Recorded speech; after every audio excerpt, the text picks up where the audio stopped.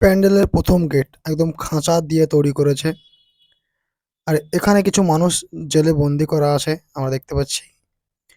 আর কিছু মানুষ তার কাটার বাইরে বের করে দেওয়া আছে। তো এটা কোথায় হচ্ছে? হ্যালো বন্ধুরা, ওয়েলকাম বাই আনাদার ব্লগ। সবাই কেমন আছো? আশা করি সব ভালো আছো। আর আমি চরণ, তোমরা দেখছো মাই ব্লগ 0.2।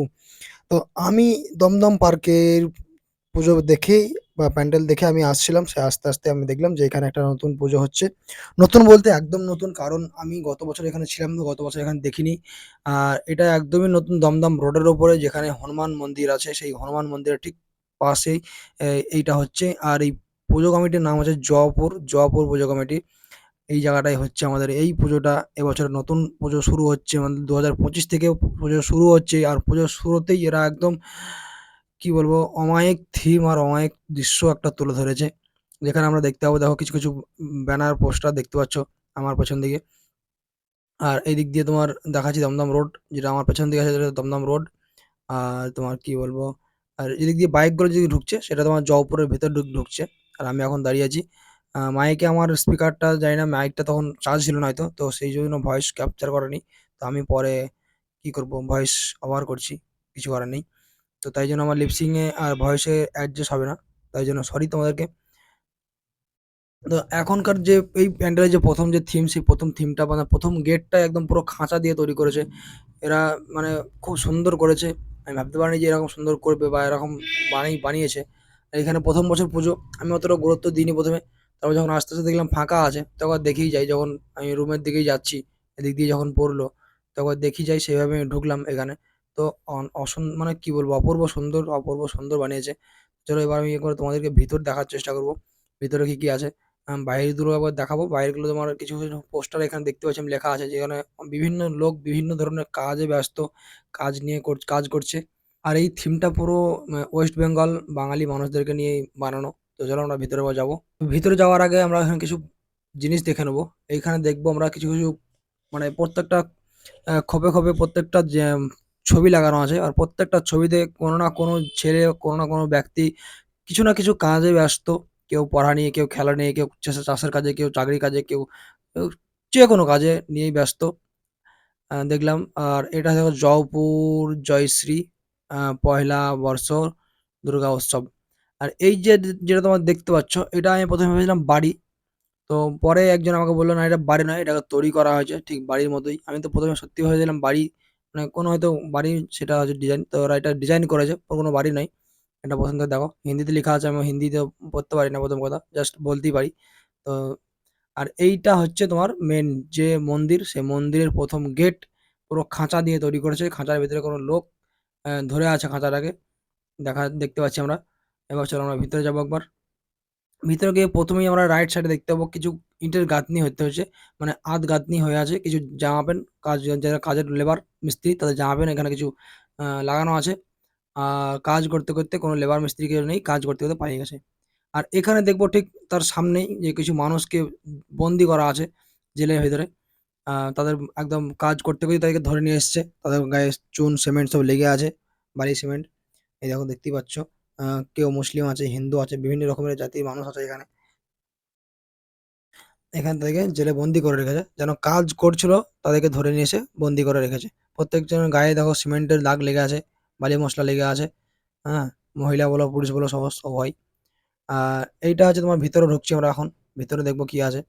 তো ভিতরে ঢুকেই আমরা প্রথম দেখবো যে কিছু রং মিস্ত্রির ড্রেস এখানে তোমার ওরা লাগিয়ে রেখেছে। আর একটা মই প্লাস রঙের বালতি, রোলার, ব্রাশ, এই সমস্ত কিছু এখানে লাগানো আছে। যেন কাজ করতে করতে কেউ যেন ছেড়ে চলে গেছে আজ কাজটা কমপ্লিট না করেই। এখানে ভিতরে বাম সাইডে ঢুকেই বাম সাইডে আমরা দেখলাম যে দুটো মানুষ, একজন মহিলা একজন পুরুষ, তাদেরকেও বন্দি করে রেখেছে ভিতরে। আহ, দেখে মনে হচ্ছে তারা মুসলিম, এরকম কিছু মনে হচ্ছে। তো এইভাবে তাদেরকে বন্দি করে রেখেছে, কোনো কাজ করতে করতে তাদের ধরে নিয়ে এসে বন্দি করে রেখেছে। তারপর আমরা মিডিল পজিশনে দেখতে পাবো একজন ব্যক্তি, তাকে খাঁচার ভিতরে বন্দি করে রেখেছে। তার হাতগুলো বেরিয়ে পুরো মানে গাছের ডালের মতো হাতগুলো বেরিয়ে এসছে। বেরিয়ে এসে বাংলা বর্ণ যে হয় অ আ ক খ, এই সবগুলো তার এই হাতের মধ্যে, তার ডালের মধ্যে ঝোলানো আছে। আর এই সাইড দিয়ে ঠিক দেখতে পাবো আমরা এক সাইডে, ডান সাইডে, ঢুকতে ডান সাইডে কিছু খাঁচার ভেতরে কিছু পুতুল বন্দি করা আছে আর কাগজ দিয়ে কিছু লেখা আছে। এত কিছু লেখা পড়া সম্ভব নয়, তাই জন্য আমি পড়লাম না। আর নিচে ঠিক এই জায়গায় কিছু কিছু হাত আমরা দেখতে পাবো, কোনো হাত মুঠি বুজে, কোনো হাত পুরো খোলা আছে। তো এইগুলো হচ্ছে আন্দোলনের হাত। তো আন্দোলনটা কি নিয়ে আন্দোলন আমি পরে তোমাদেরকে বলছি এখনই। তো এই যে আন্দোলন হাত, তারপরে আমরা চলে যাবো কিছু মানুষ দেখবো যে তার কাটার বেড়া দেওয়া আছে, তার কাটার বেড়ার ঠিক বাইরে বাইরের দিকটাতে তাদেরকে রাখা রাখা আছে। তারা ভিতরে আসার চেষ্টা করছে কিন্তু তাদেরকে ভিতরে আসতে দেওয়া হচ্ছে না। পুরো এই গেট দিয়ে তাদেরকে বের করা হয়েছে। আর দুই দিক দিয়ে তোমার তার কাটার বেড়া পুরো হাইড করে দেওয়া আছে। আর এই কাগজ এই মানুষগুলো কাগজ দিয়ে তৈরি করা আছে। এইখানে কিছু কিছু বর্ণ যেগুলো খাঁচার ভিতরে ভরা আছে, কিছু কিছু জিনিস দেখবো। এই দিক দিয়ে কিছু কিছু আমরা হেইটার দেখতে পাবো, যন্ত্রপাতি দেখতে পাবো, কাজ করা মিস্ত্রি লেবারদের, যেগুলো নিয়ে কাজ করে সমস্ত মিস্ত্রি লেবারদের, সেই সমস্ত জিনিস আমরা এখানে দেখতে পাবো লাগানো আছে।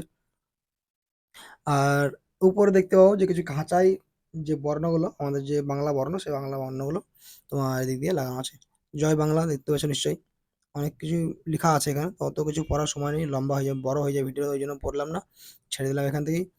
আর এই হচ্ছে মা দুর্গার মূর্তি। আর মা দুর্গার মূর্তি দেখো দু সাইডে দেখো লেটার বক্স, অনেক কিছু লেটার বক্স লাগানো আছে। এই লেটার বক্সগুলোতে যাদেরকে তোমার আমাদের ইন্ডিয়ার বাইরে বের করা হয়েছিল, যারা আমরা বাংলা কথা বলতে বলি বলে যাদেরকে ইন্ডিয়ার বাইরে বের করা হয়েছিল, কাঁটাতারের বাইরে ওপারে বের করে দেওয়া হয়েছিল, যাদেরকে কাজ করতে করতে ধরে নিয়ে জেলে বন্দি করা হয়েছিল। তো সেই থিমটা এখানে তুলে ধরা হয়েছে। আর তাদেরকে লেটার বক্স করে তাদেরকে পাঠানো হয়েছিল যে তোমাদের ব্যক্তি এখানে আছে, তো তোমরা নিয়ে যাও। তো তাই জন্য এই মা দুর্গার থেকে দু সাইডে লেটার বক্স দেওয়া আছে। আর এইখানে কিছু দেখো দেখতে পাবো যন্ত্রপাতি আমরা, যেখানে কাঠমিস্ত্রি, লেবার বা রাজমিস্ত্রি, রং মিস্ত্রির হাতের বা কাজের যাবতীয় জিনিস। এই হচ্ছে মা দুর্গার মূর্তি। মা দুর্গার মূর্তি যেন মনে হচ্ছে একদম জাগ্রত মা দুর্গার মূর্তি। এমনভাবে এখানে কলকাতায় সমস্ত মূর্তি এরকমভাবে তৈরি করা হয়। আমি যতগুলো মূর্তি দেখেছি যেন মনে হচ্ছে হ্যাঁ জাগ্রত, এরকম মনে হয়। কলকাতায় সমস্ত প্যান্ডেলেই মা দুর্গার মূর্তিগুলো দেখি যেন মনে হয় খুব জাগ্রত একদম। এই থিমটাতে এটাই বোঝানো হয়েছে যে বাংলা কথা বলি মানে যে আমরা ইন্ডিয়ান নই, বাংলা কথা বলি মানে আমরা যে পশ্চিমবঙ্গের মানুষ নই, এমন কোনো ব্যাপার নেই। আমরা বাঙালি, আমরা গর্বিত, আমরা বাঙালি, আমরা পশ্চিমবঙ্গেরই মানুষ। তাই আমরা বাংলায় কথা বলি, বাংলাকে আমরা ভালোবাসি। বুঝতে পেরেছো? তো এটাই এরা বোঝানোর চেষ্টা করেছে। তো খুব সুন্দর লাগলো আমাকে থিমটা। তো চলো, ভিডিওটা এই পর্যন্ত থাকলো। দেখা হচ্ছে আবার নেক্সট কোনো ভিডিওতে।